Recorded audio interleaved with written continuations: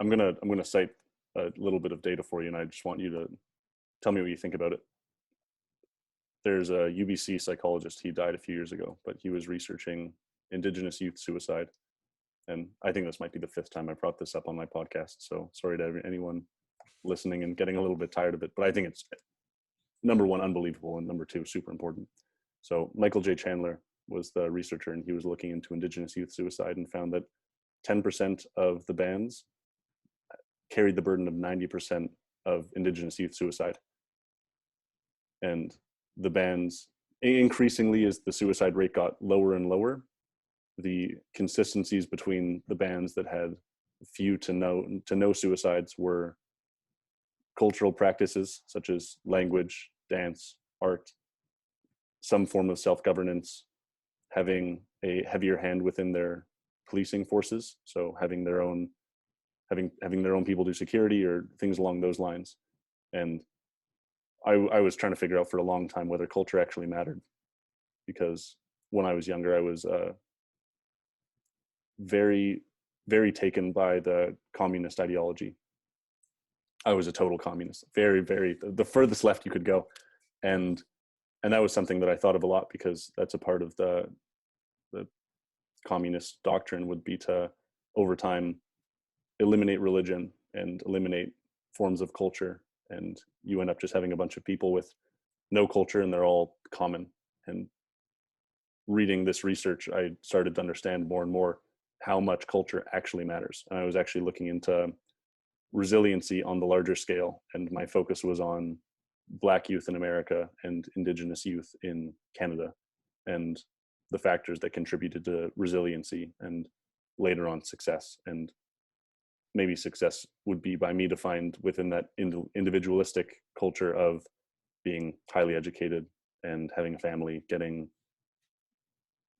having a complete family that stays together, and having a golden retriever.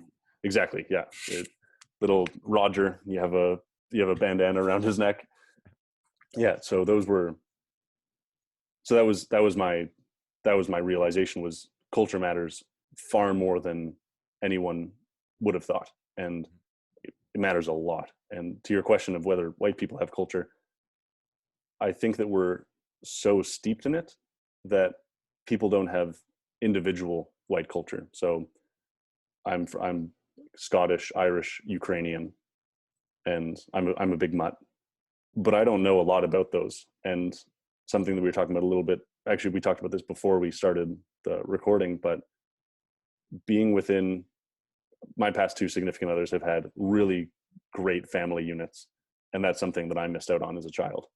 And so feeling that is a different type of love, and then feeling cultural love is another different type of love that I think that lots of white people miss out on a lot, because you're born into this larger patriotic society, and you don't get to hold on to things as much because you just blend into what everyone else is doing. So I had friends when I was growing up that were, my buddy Ryan Notiker, he had big German roots, but they never really celebrated that. And so you feel this tie more to your country than you do to your ancestors, which I think is detrimental in the long term, or even in the short term, no matter how you look at it. Because the people that I know that actually have their family history, they know where they came from, who their ancestors were. I think that they have such a deep tie into themselves that, I don't know, I think it gives a lot to people. And I think that you're right. I think that white people don't have cultures outside of their country at large. I mean, if you're American, you're just American. If you're Canadian, you're Canadian. There's no, it's not something that we're trying to hold on to as more minority groups are. I see minority groups that have, they practice their cultural traditions and they hold on to it. They really dig their fingernails into it because it matters. It means something to them, and it should. And I don't think it matters enough to a lot of people, and people that are espousing the idea that we should abolish culture, I think that they don't understand how dangerous that is.